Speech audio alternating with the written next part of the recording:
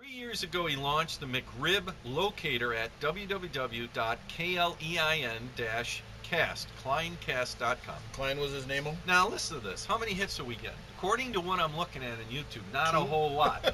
And I think the counter's wrong. So we get 30, 40. This guy's getting a website with a counter that's broken. 300 to 400 hits a week because he reports McRib sightings. He has the site's U.S. map and shows a cluster of sightings in the Chicago and Detroit area. So posted sightings aren't always reliable. Here's a guy in Morristown, New Jersey, who's tried. I'm sorry, this isn't funny. No, we love you, Tom. Morristown. I'm sure you are investing your life wisely. He's tried for 5 years unsuccessfully to track down the sandwich. Now, well, this guy. What have you done in the last 5 years? Have you tracked? I've been tracking down a McRib.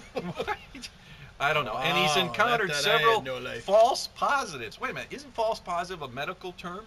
Yeah, it's when you're pregnant. Yeah. So these are false positive McRib. So you're pregnant? Pregnant ribs? I don't know. I think now here's another person. These are sad. These are sad stories. Now we shouldn't be laughing. Here's a 28-year-old university employee who took a train to nearby New York City where McDonald's reportedly was selling it. So it's like, yes, is it Skip? Is it? It's right. So he takes the train. I'm now entering. And he left empty-handed and dejected. Oh, man. So he was McSad. Yeah, there you go. Because he couldn't get a McRib. There you go. Oh man, that's sad. So it is fascinating. Now you might say, well, how many of these McRibs does McDonald's sell? Well, here's a little perspective. The chain says it sold more than 60 million McRib sandwiches in the last 3 years. So you figure that's not bad. Even at $1, 60 million. Holy man, but guess what? Like you got to compare that to Big Macs. They sold 1.5 billion. Okay, so 60 million, 1.5 billion. So it says that basically it's not 60 million sounds real good to me. Yeah. Maybe I haven't set my sights high enough. So it's good enough for them to promote once in a while, but maybe not to put on the regular. Well, it's like the Shamrock Shake. I mean, they don't have that every time. People go green every once in a while. That's because the Irish only do that certain times of the year. I'll bet they do too. Now, you might say, well, this is just some guy, just like we had the Bug guy. This is some guy who started this. 300 websites. Well, but I mean, you might think this is limited to, let's say, one guy in different things. I wouldn't think that because you're telling me it's not going to be. Well, guess what? The McRib has been featured. Right. Ready for this? On The Simpsons, they had an episode about the Rib Witch, and David Letterman had it on a top 10 list. And Charlie's Angels had the McRib in there. The first or the second one? Full Throttle. Full Throttle? Yeah, I didn't like that. Apparently, sorry. It said a character cites the McRib as an example of African American Irish culture. Say what? Again, don't send us the letters. You're making that up, right? You're making that up. All right, read this. You ready? African American Irish culture. Okay, well, I didn't make that up, so please, if you're African American Irish, I didn't make this up. Is that like a typing error? So I think that's very stereotypical and wrong. No wonder they only sold 60 million because there's not that many, I guess. So either they're appealing to very diverse groups or narrow groups, depending on what you're doing. So I don't know. I have to catch with my African American history or my Irish history in order to get one of those. In November 2nd, you know where I'll be. You know where Skip will be. Now, also, look at this picture of this guy. Now again, we'll try to show you this picture. And if you look at this picture, I don't exactly know what he's doing with his McRib there. He's sort of talking to it, do you think? Well, he's kind of looking at it, but he tried to touch it, and he got McRib juice all over his hand, so that he's trying to drive at the same time. See what I mean? Oh, yeah. I've done that before. Okay, let's just make a statement of protection for our audience. If you're going to enjoy a McRib, and drive. Exactly, you need to pull over to a safe area. That's like pork texting. Yeah, don't don't do that. You don't want to pork text. Because let's be honest, if you don't kill yourself or somebody else, you're going to kill your interior or your clothing. And they're only going to sell 59 million if people kill themselves over the sandwich. Liability issues. Well, I'm telling you, I understand how you are, McDonald's.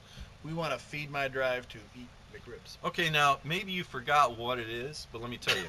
It's a boneless pork patty molded into the shape of a rib slab and adorned with pickles, onions, and barbecue sauce on a bun. And it came out in 1981. If only we had a Kleenex here to wipe my drool here. It's getting bad now. Wow. Yeah. So let's review now. First of all, we have this guy by the name of, again, Alan Klein. And he started this McRib locator website. Who was It's the other guy at, that way? again, kleincast.com. And you know, I'm going to say this. Yeah, Listen, hit me. you notice that we invested the extra energy to have russandskip.com. You don't have to go to klein-cast.com to What do I find a do? McRib locator. What do You I want do? to find Russ and Skip, you type in russandskip.com Okay. and you find us. So I think he should have really tried to find like McRib locator or something. .com. But maybe he couldn't because McDonald's probably owns all those McDonald's sites. own everything. Yeah. That's true. They may own Russ and Skip here if they decide to. Again, we are just purveying information. We're purveying. We're purveyist. I love Yeah, McRibs. exactly. I do. Well, I'm going to be there November 2nd. I'll be right at the door, knocking on there. Say, where's my McRib, dude? Yeah. So it sounds like this thing has taken off. Now, I wonder how a 28-year-old meteorologist, I guess that has nothing to do with it. No. Now, he said, though, that he eats these. He began growing up on a hog farm in South. Wow. Okay, now wait a minute. Was that part of his Afro-American Irish heritage? He Now, just grew up in a pig well, farm? apparently With no bones? he looks happy, though. You know, people who own hog farms He's sometimes got I more think are chins than happy. he's got more chins than I have. Yeah. And, Well, that's a beard there. It's a little yeah, beard. but no, underneath that beard, there's a chin. You Trust think me, so? I know pictures and I know people. Well, you know, he grew up on a hog farm, and we love our South Dakota fans. We have nothing. We love hog farms. You want to He now sponsor us? lives in Minnesota, so he's Wow, justified. He's traded one hog for another. He's justified. I don't want to say this is an obsession. Milk. I mean, could this be an obsession? I don't know. But Well, one man's he obsession is he another was a man's. weatherman. He used to be a storm chaser. Now he's a rib chaser. There you go. Never thought of it that way. Well, think of it. Now, he's justified his craving by saying that eating McRibs supported the family business. Now, I guess there's some pork if in only it. I could. He's gone hog wild, hasn't he? I tell you, he's pigging out, buddy. No. I'm just saying, if I could only justify my cravings that easily. Where do we find these articles, right? I think Wall Street.